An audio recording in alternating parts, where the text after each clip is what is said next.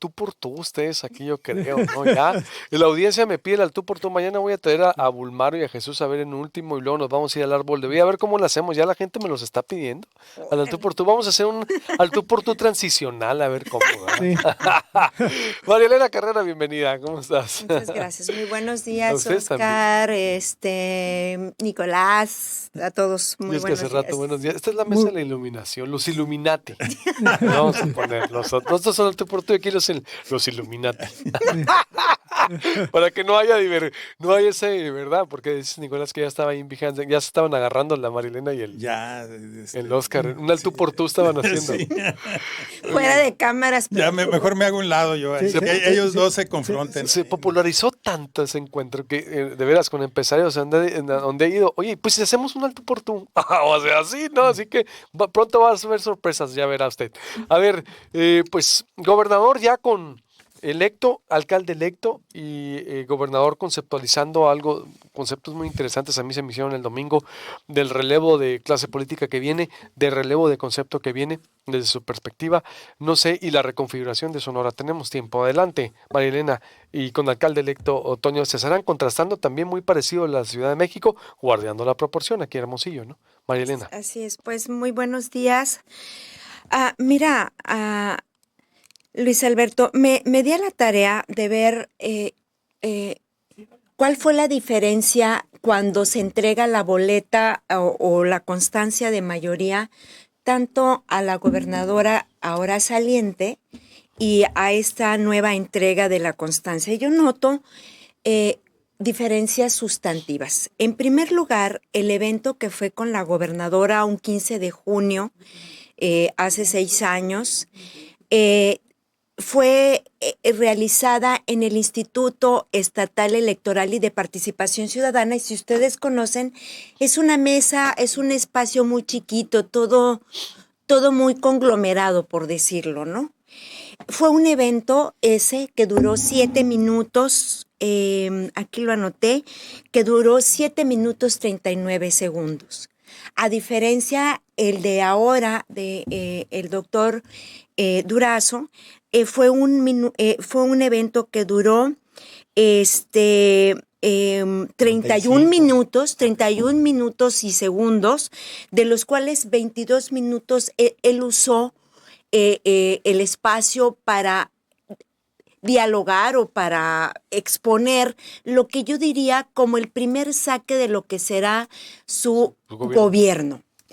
A diferencia de lo que hizo la gobernadora Claudia Pavlovich, que, recuerdan, hubo un evento en el CUM muy grande, que es ahí donde delinea. Y hay una cuestión, sí, la toma de protesta, perdón. Son dos cosas diferentes, ¿no? Exactamente. Entonces, en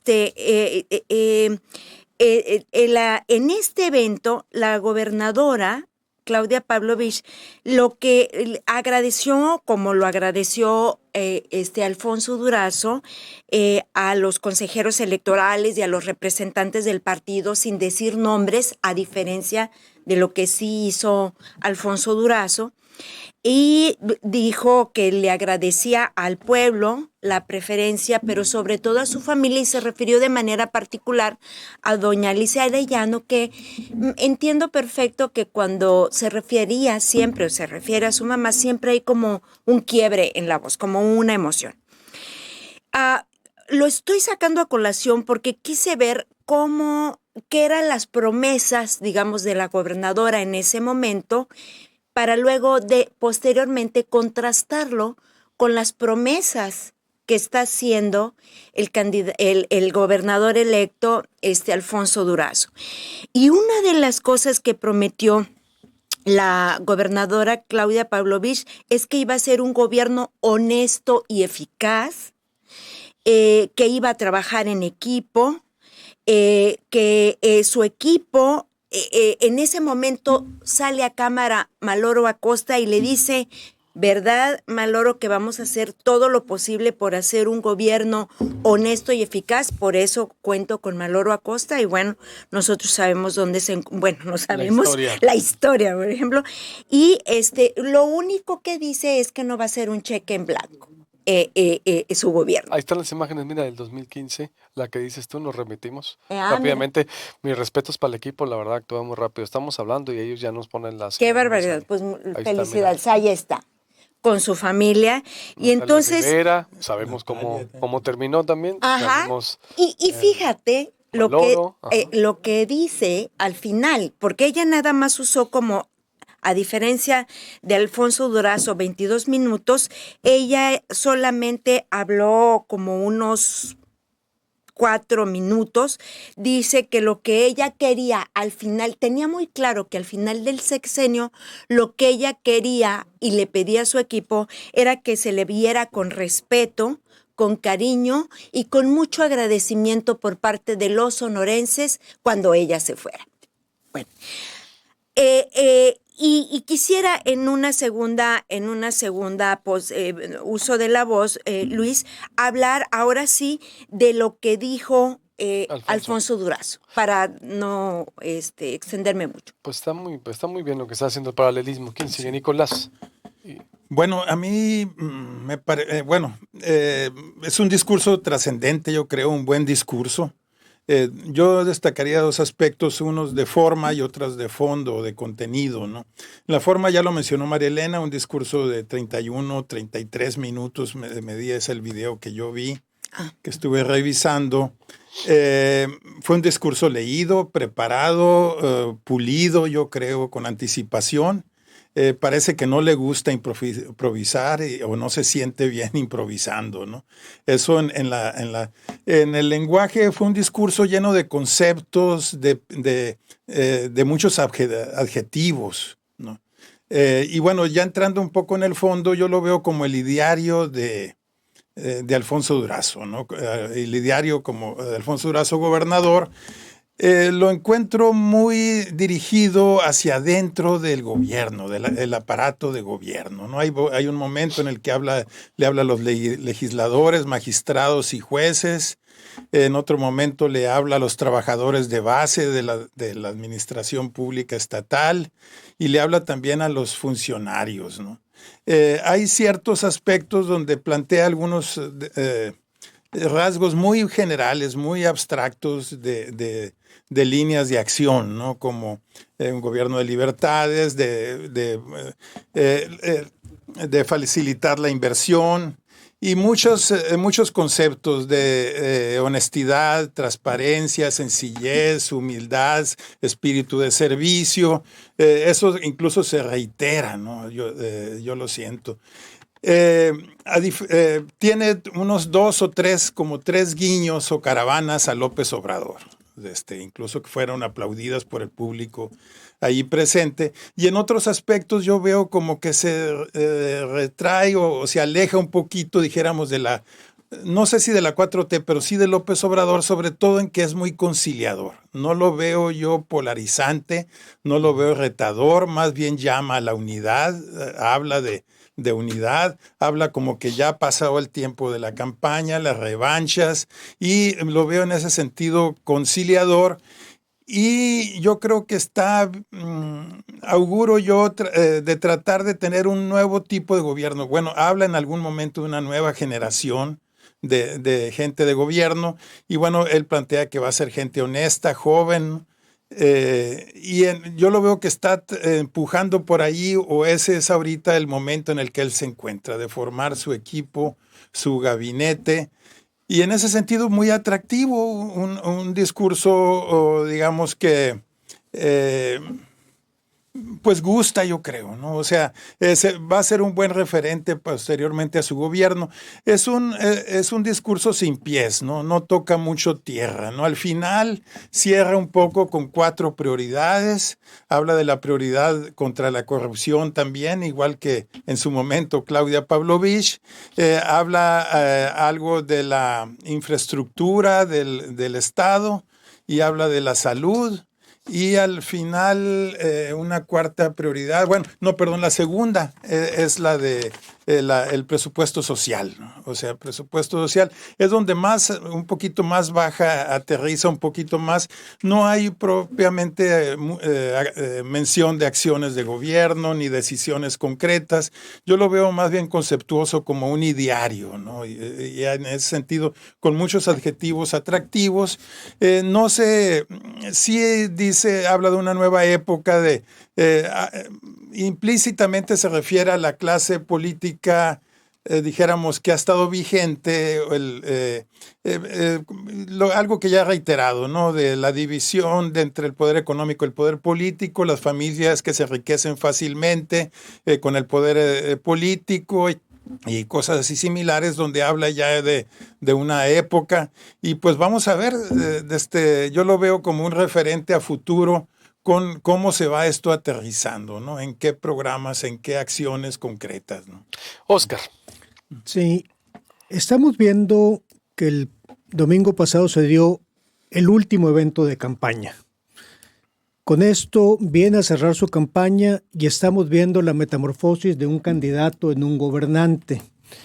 El discurso lo situó como un acto de campaña y si ustedes ven la audiencia en el video ahorita que estaban pasando, la audiencia fue exclusivamente gente que lo acompañó durante toda su campaña y los personal del Instituto Estatal Electoral en un evento político, a diferencia de los otros eventos que ya comentó María Elena de las transiciones anteriores, donde eran eventos más protocolarios. El hablar no es inocente y en una campaña, pues lo hemos dicho en algunas otras ocasiones, la campaña es poesía pura, el gobernar es una prosa árida. Y sigue en esta poesía de campaña dando sus conceptos y dando lo que podríamos decir su ideario político.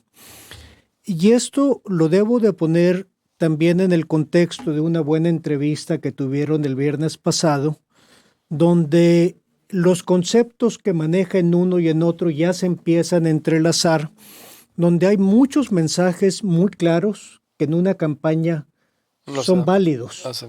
Pero ya de un gobernante, pues tiene que ser, y espero y así lo sea, porque si ustedes ven, leyó el discurso, es muy cuidadoso con el uso del lenguaje, sabe de que el hablar no es inocente y tiene consecuencias, pero ya empieza a cuidar un poco el lenguaje, pero en la retórica de campaña hace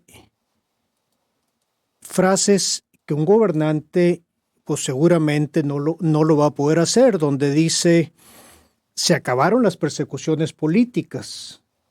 Aquí está afirmando de que hay persecuciones políticas y un gobernante tiene que, por oficio de ley, seguir a quien hizo persecuciones políticas. Dice, atrás el autoritarismo, abuso, discrecionalidad y falta de transparencia. Habla de la confusión entre los límites del partido y gobierno, que veremos cómo logra eso, dividir el partido del gobierno. Habla de simulación y propaganda engañosa. Aquí tocaron el tema de medios. Simbiosis entre el poder político y poder económico, que fue uno de los ejes de campaña. Y luego dice, robo, extorsión y despilfarro desde altos cargos públicos. Estas son unas denuncias que en campaña las vino haciendo y no nos debe de asustar ni sorprender. Ahora, ya como gobernador, cuando él dice eso, pues va a tener que ser muy cuidadoso porque luego caemos en que el gobernante dice, oye, tenemos una fiscalía anticorrupción y no hemos hecho nada. Y en la presión de que el gobernante dice no han hecho nada, van, inventan y meten a la cárcel a alguien para quedar bien con el gobernante que hicieron algo. No hay problema, al año o a los 2 años resulta de un disculpe usted, como sucedió en este gobierno. Entonces, vemos que en este último discurso de campaña presenta su diario, manda sus mensajes, pero se los manda a un grupo compacto que estuvo con él en la campaña y que seguramente muchos de ellos lo acompañarán en gobierno, pero su retórica va cambiando de una confrontación de campaña a un tema de gobierno. Creo que también metiendo el tema de la entrevista, manda mensajes muy claros a los poderes autónomos y a los otros poderes, donde dice, respeto la autonomía, pero va a haber una evaluación social. No llegó a decir, voy a hacer una consulta ciudadana si sigue la fiscal o si sigue el presidente del Supremo Tribunal o si el Congreso le vamos a hacerlo manita de coche. Pero sí está buscando mandarle un mensaje también en este discurso de campaña final a los otros poderes, decir, se van a alinear. Y él se declara como el representante del Estado, cuando en realidad es el representante y depositario de uno de los tres poderes del Estado. Entonces va a ver cómo vamos a tener que ver cómo empieza ya a hablar, ahora sí, como gobernador electo, de todos los sonorenses y dejar de hablar a ese núcleo de campaña para hablar al resto de los sonorenses. Resalto de que no hubo ningún candidato ni ningún presidente de partido de oposición en este evento. Bueno, pero todavía no es la toma de protesta, es un evento de entrega de acta, tampoco no sé si lo haya tenido los otros gobernadores. Corte y vuelvo, sigo con la mesa de análisis aquí de la llegada de Durazo y su discurso. 8 de la mañana con 48 minutos. Estamos analizando la llegada de Durazo, su discurso, la simbología y los mensajes que manda. Y abrió Marilena Carrera haciendo un paralelismo entre lo que fue Claudia Pavlovich y lo que fue Alfonso Durazo. Los que estuvieron con Claudia Pavlovich, los que estuvieron con Alfonso Durazo, cómo se van los de Claudia Pavlovich y cómo llega Durazo. ¿Qué más tienes, Marilena Carrera? Bueno, decía que fue la entrega de la constancia de mayoría de 7 minutos 39 para la gobernadora Claudia Pavlovich y de 31 minutos, 32 minutos el evento de Alfonso Durazo. Concuerdo con mis dos compañeros de que se trata no simplemente como de asumir y de agradecer a los partidos políticos, a las instituciones que le fue posible llegar a la gobernatura, pues, la organización, la transparencia y demás, sino que fue más allá, como lo menciona Nicolás y lo menciona Óscar. Le agradeció a la ciudadanía, dijo que no le iba a fallar a los partidos políticos, que el proyecto de la Cuarta T en Sonora va, que su compromiso es con el Sonora profundo, que quiere hacer un gobierno decente, sencillo, austero y de puertas abiertas, y que él se asume solo como un instrumento del pueblo, ya que el pueblo votó por él. Así, palabras más, palabras menos, así lo dice. Yo quería hacer este paralelismo, Luis, porque finalmente, si Dios nos presta vida, estaremos haciendo el mismo análisis en 6 años más, ¿verdad? Y nos estarás invitando a la mesa de los Illuminati. Y entonces, entonces veremos, haremos estas comparaciones, ¿no? Me llamó mucho la atención, sobre todo, este tema del marco de la legalidad y el respeto a las leyes y a las instituciones. Ahí, Nicolás, me parece que eso que tú mencionas de que no quiero ahorita tener ninguna polarización, ahí se refleja muy bien en esa frase. Es decir, me apego a las leyes, pero también me apego a las instituciones en un marco de libertades que no van a ser ignoradas y no van a ser atropelladas esta parte. Ahí hay un rasgo que lo distingue de Andrés Manuel López Obrador, nuestro presidente, en términos de la confrontación que diario él genera en las mañaneras. Por cierto, hoy ya mandó las iniciativas de ley para la reforma electoral, para la reforma de la industria eléctrica. O sea, mandó un montón y dijo, bueno, ya no tengo la mayoría y ahí se hacen responsables. Ahí se las hacen, ajá, ya dijo, a ver, ¿cómo les va? ¿No? Ahí están todas las leyes que son de avanzada para él.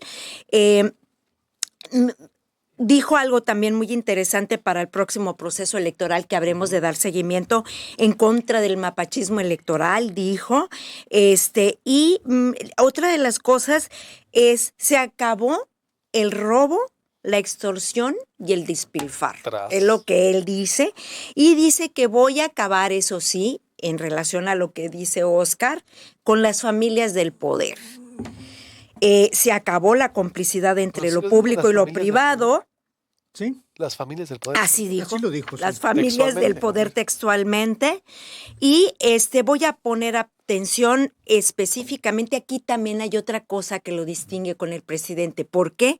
Aquí él dice especial atención a las clases populares, pero Y también a las clases medias. Medias. Ahí hay otra distinción en términos del discurso o de la narrativa que pone. Entonces yo sí estoy, no quiero abarcar yo toda la palabra, traigo más análisis, pero aquí me quedaría solamente.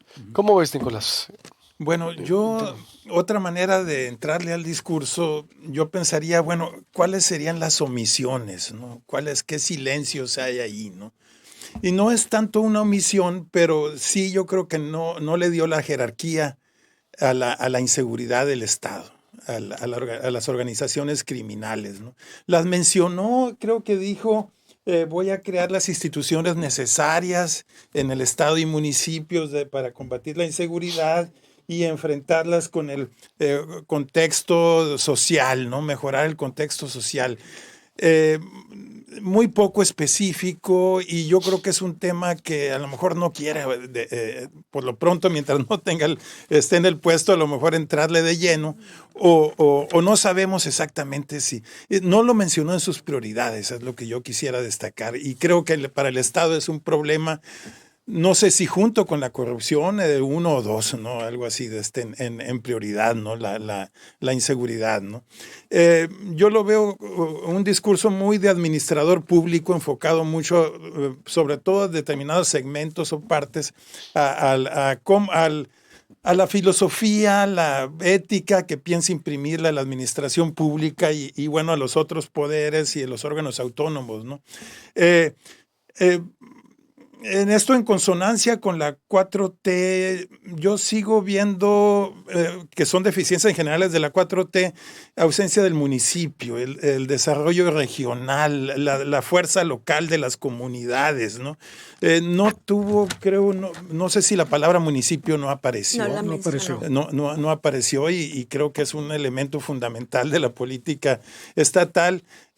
No veo tampoco, claro, una política regional, ¿no? Estamos en un estado que cada vez es más centralizado en Hermosillo, incluso Obregón cada vez se reduce más y bueno, un poco la frontera, pero tenemos problemas regionales serios en el estado. Hay regiones donde hay falta de estado, ¿no?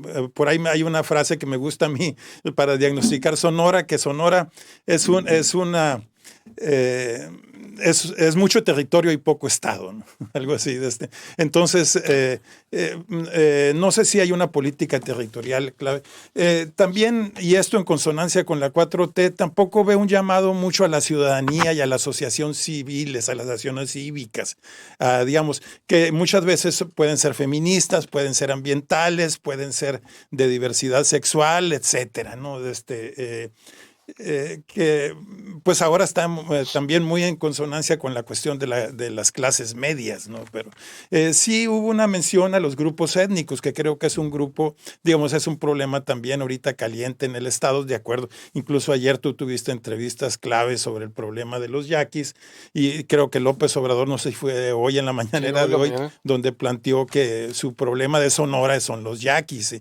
Y bueno, ya lo decía ayer Alejandro Valenzuela, no es un problema que se resuelve con dinero, hay muchos diagnósticos equivocados, etcétera, ¿no? Vaya mal de enfoque que han tenido con Sí, los yaquis, no es un problema bien enfocado. Hay mucho trabajo humano, comunitario que hacer adentro, de trabajar con ellos y hacer que ellos mismos se autoorganicen y se unan, ¿no? Creo algo así, no es una cuestión nomás de un programa presupuestal. Y bueno, son algunas de las omisiones que probablemente todavía falta un discurso que va a ser clave, que es la toma de protesta, ¿no? A ver, donde plantearía ya más hacia su plan estatal de desarrollo y a lo mejor líneas de acción más claras, ¿no? Yo sí pediría exactamente esa consideración, porque Exacto, falta la toma en protesta. Este fue un discurso, y yo también estoy de acuerdo, ya como gobernador electo, pero falta el 13 de septiembre, faltan otros actos, faltan muchas cosas por ver. Esto es incipiente, falta ver cómo le van a entregar. Ahorita está muy bien todo, pero falta ver cómo va a recibir el Estado. Una cosa es ya, y a ver, una cosa es de candidato, una cosa es gobernador electo, y otra cosa va a ser como gobernador ya, que llegue y se siente a Palacio y vea otra realidad de cómo le dijeron que está y cómo la ve que está, creo yo. Despedimos la señal de Megacable y la voz del Pitín, nos quedamos en la plataforma del Proyecto Puente ya para hacer las conclusiones de la mesa, que está muy interesante. Suscríbase al canal de YouTube de Proyecto Puente, es gratis desde su casa, oficina, por todas partes. Quédese en el 88.1 FM y a la noche en el noticiero 151. Oscar, interesante, pero no me voy a ir a Telemax, Marilena. Ya lo dije, ya lo calaré la otra vez también. No, hombre, ¿cómo de veras? Ya. Se va directo a la comunicación social. Sí. No, el secretario. Este es un medio de comunicación ya grande, ¿verdad? Es Proyecto una Puente es empresa, una empresa que somos 30 personas más o menos, de 28 30, y viene mucha innovación. Yo lo digo, voy a reestructurar muchos contenidos. No, de muchas cosas para bien, me refiero. Claro. Esta es una empresa, me demanda, creo en esto. Mi esposa tiene árbol de vida. Estamos en esa fase de restaurantero y me lo digo con mucho gusto. Si a mí me hubieran enseñado, nos decía Arturo Lutz en la universidad que está mal, decía, y mi querido Arturo Lutz, porque yo lo admiro mucho y le aprendí mucho, a él y a Amílcar Peñoño y grandes maestros, decía, la profesión está tan mal que vas a terminar vendiendo calzones en el tianguis. A ver, si a mí si yo tenía 20 años, ahorita que tengo 40, oye, pues vender calzones en el tianguis puedes hacer muchas cosas. Terminas con una empresa vendiendo calzones, la haces Por nacional. Amazon. Claro, a ver, es que sí, ese es el gran problema con el comunicador, que te enseñan de una mente cuadrada a que no. El periodista es 4/7, no puedes hacer otra cosa. No es cierto. El mundo cambió, se encareció. Y yo sí puedo vender calzones en el tianguis, lo voy a hacer para hacerme no, claro, para no vivir nomás de una cosa que no deja. Has hecho mucho más que vender No, calzones. por eso. No, a eso voy, para una aclaración. No, yo me veo Sí. aquí Es que le y ayudándole a mi preguntábamos aquí. esposa con mucho gusto. Y si tengo que vender frijol, lo voy a hacer para sobrevivir. Y entonces, así que, no, aquí vamos a seguir. Muy bien, excelente. Muy equilibrado, eso sí. Adelante, Oscar. ¿Cómo ves? Sí, nada más en el tema de familias del poder le puso el adjetivo súbita y sexenalmente. Y ya habló también Enriquecida súbita. de acabar con extorsiones mafiosas. Sí. Ya, mucho. De los 4 puntos que habló era de combatir la corrupción, de Las que prioridades. la corrupción, el despilfarro, el privilegio. Hizo un guiño importante a los empresarios y a la sociedad de no más ni nuevos impuestos. Habló de recuperar la infraestructura de salud y habló de seguridad. Y en la entrevista que tuvo el viernes dijo que él personalmente se encargaría de esa parte, ¿no? La parte que tenemos que entender, falta un discurso importante, que sería el de la toma de posesión, pero esto tenemos que verlo como su último acto de campaña y esa metamorfosis que hacen de candidato a gobernante. Evidentemente él es un hombre que ha pasado pues, toda su vida adulta trabajando en el gobierno, conoce bien la administración pública y es un hombre, por lo menos en el discurso, disciplinado, porque no se sale de su guión, tiene sus objetivos, lee el discurso, no improvisa. Lo comentamos el día de la elección, leyó un discurso, no aceptó ninguna entrevista banquetera. Y lo que estamos viendo, él dice, este es mi mensaje, lo quiero dar. Fue un mensaje, yo lo percibo, más orientado a su equipo de campaña, a decirles, no se va a permitir esto, no se va a permitir corrupción, y una serie de mensajes a los otros poderes. ¿Qué le faltó? Le faltó el tema municipal de que hay 72 alcaldes electos, no salieron para nada en este discurso de que tiene que trabajar con la autoridad cercana a la población. ¿Qué le faltó? Le faltó el tema de que se tiene que coordinar con otros poderes autónomos que además son transaccionales. El tema que aquí lo mencionó de la Fiscalía, pues la Fiscalía, de acuerdo a cómo está la ley, la fiscal él no la puede remover en todo su sexenio. La fiscal saldría el primer año del sexenio subsecuente. Entonces, a través del Congreso sí la ¿Qué? pueden remover, ¿no? A través del Congreso. Bueno, la pueden despedir con causa, con 2/3 partes, con una mayoría calificada. Y ahí es donde empieza el juego del jaloneo, donde dice, hay que hacer una evaluación social, o sea, si no te alineas te voy a mandar a la bola, ¿no?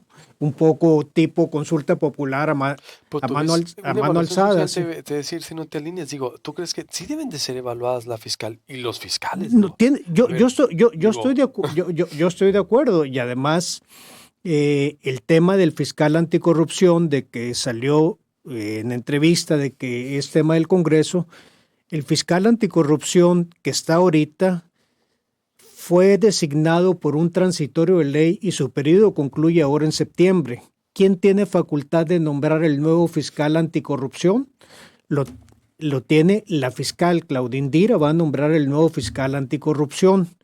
Nada más que no nos olvidemos, el fiscal anticorrupción es un sheriff con una pistola de triquis, como diríamos en nuestros pueblos. está bueno. Porque es el único fiscal del mundo que no tiene el ejercicio de la acción penal. Para el ejercicio de la acción penal depende de Claudia Indira. El sueño de aquellos gobernadores Duarte, y hablo de los dos, de dejar estructuras que los protegieran más allá de su sexenio, en Sonora sí se cumplió, porque no hay forma de que se inicie por la Fiscalía Anticorrupción una acción penal contra nadie si la fiscal no lo autoriza.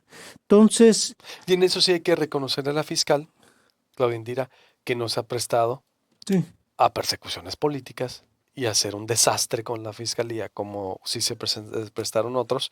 Digo, se evaluará lo jurídico, todo lo demás, ¿no?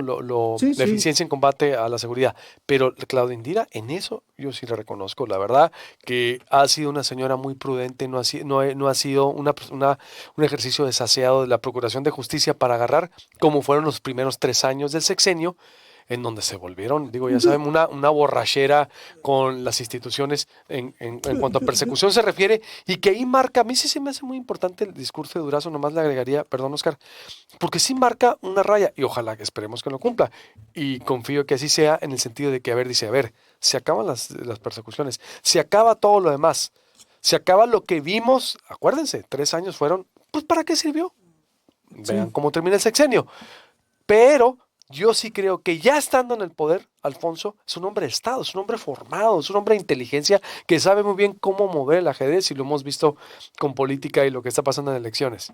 Yo sí creo que llegando va a encontrarse un palacio de gobierno muy diferente al que le dijeron, al que él sabe, al que él presumía y va a tomar decisiones, creo sí, yo.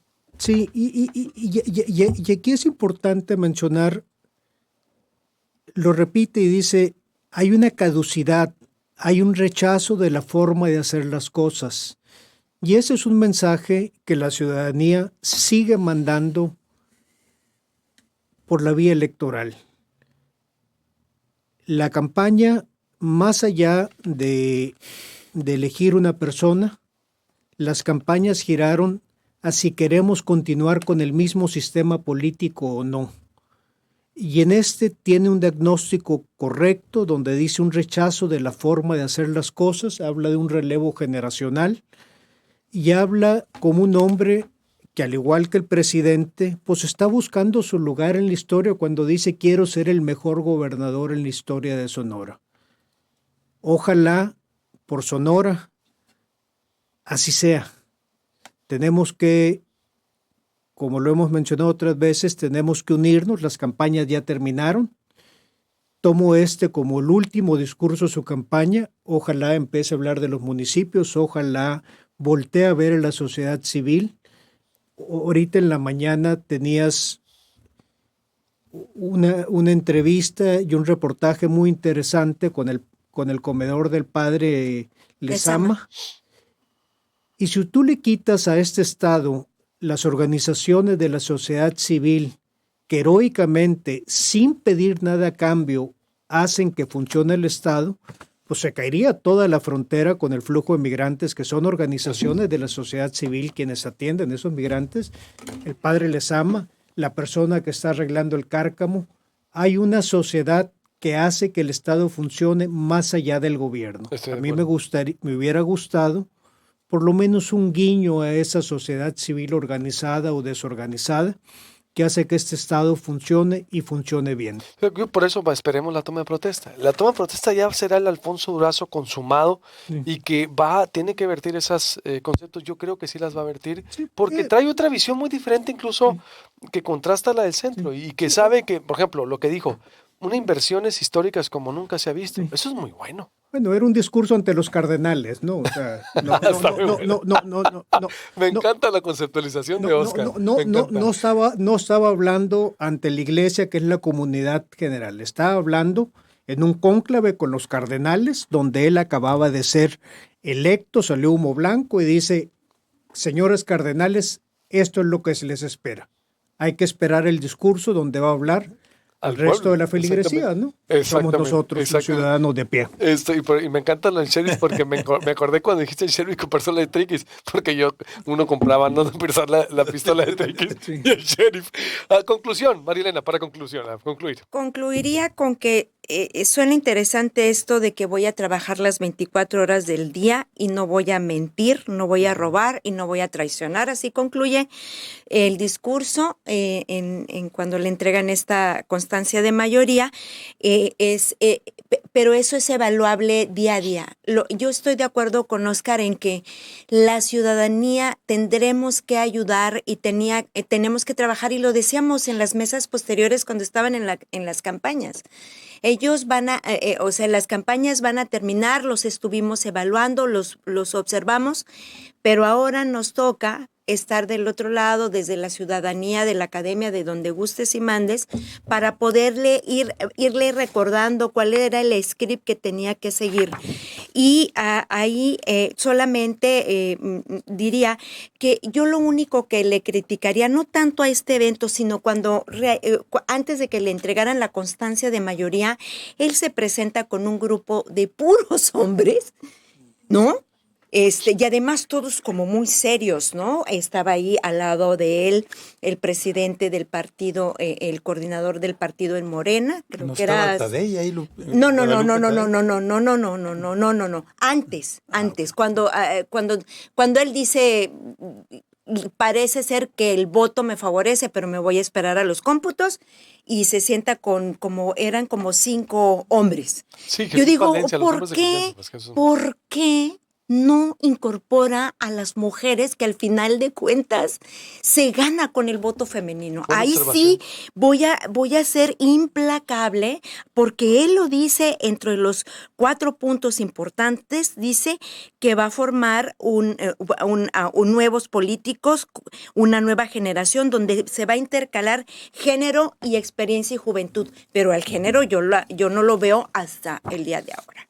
Es eso. Nicolás, un comentario más para cerrar. A ver. Yo creo que Durazo tiene muchas cualidades como candidato y como persona.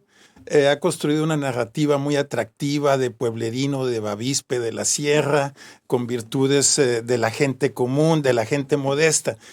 Y en el ojo de muchos electores, y me incluyo, una gran preocupación de Durazo es su filiación, llamémosle ahijado de López Obrador, ¿no? O sea, por la opinión que cada quien tenga de López Obrador, pero es una persona controversial que yo siento que después de esta elección entra en su segunda periodo, y que generalmente es curva descendente, ¿no? Dijéramos, como dicen en inglés, está en up the hill, y bueno, va un poquito, lo más seguro es que los próximos 3 años para el presidente sean de bajada.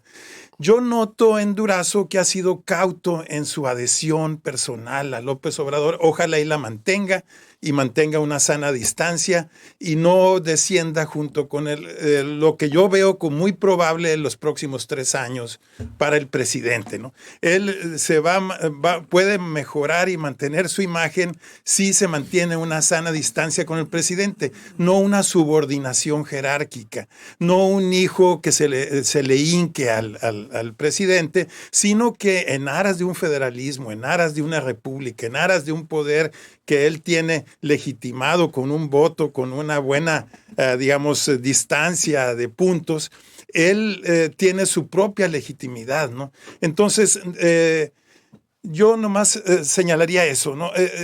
Un punto de observación muy fuerte para Durazo es qué relación va a llevar y cómo se va a comportar él frente al presidente, ¿no? Que no sea una relación de sumisión, que no sea un caravaneo constante y como a veces lo hacen los subordinados, que como dice nuestro señor presidente, creo que no le toca a un gobernador de Sonora hacer así. Yo nomás señalaría eso. Hasta ahorita ha sido cauto, ojalá y mantenga la distancia o él se mantenga como en su propio ámbito.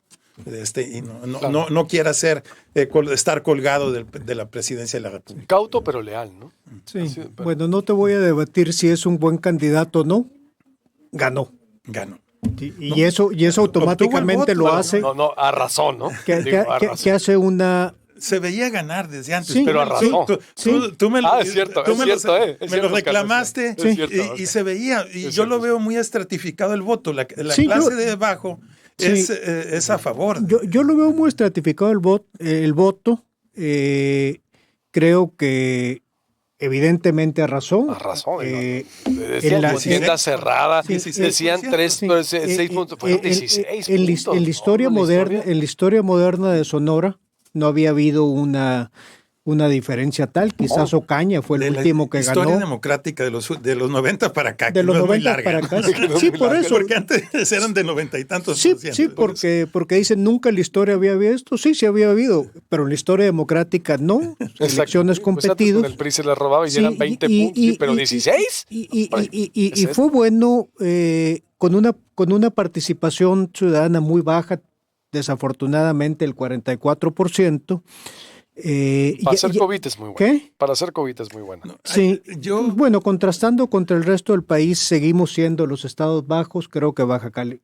Y además el calor estuvo insoportable. Y mucha gente no sí. Yo no la descaitería ninguna, no la regateo. Y creo que capitalizó muy bien el tema de su origen en esa poesía de campaña que yo decía, donde dice vengo del Sonora profundo, donde se viven las penas, donde se conocen las penas, esperanzas y sueños de la gente, o sea, poesía pura. Ahora viene la prosa árida. Bucólico. Sí, o sea, bucólico es una escena campirana. Sí, el sombrero con el centro de las vacas. Creo que la campaña de Ernesto Gándara se equivocó en cuestionar qué tan sonorense era. Y lo mencionamos algunas veces, todos somos sonorenses de distintas regiones. Pero, y en el cierre de campaña se equivocó más también. Sí, pero la parte importante es de que ya acabaron las campañas. Exacto. Ahora tiene que empezar a nombrar un equipo de transición que empiece a hacer ese trabajo duro de recopilar toda la información para tener una transición ordenada. Reconoce, ahora sí, de que las finanzas del Estado están devastadas, habla de una quiebra, lo cual contablemente así lo es. El patrimonio del Estado ya no existe, está en negativo.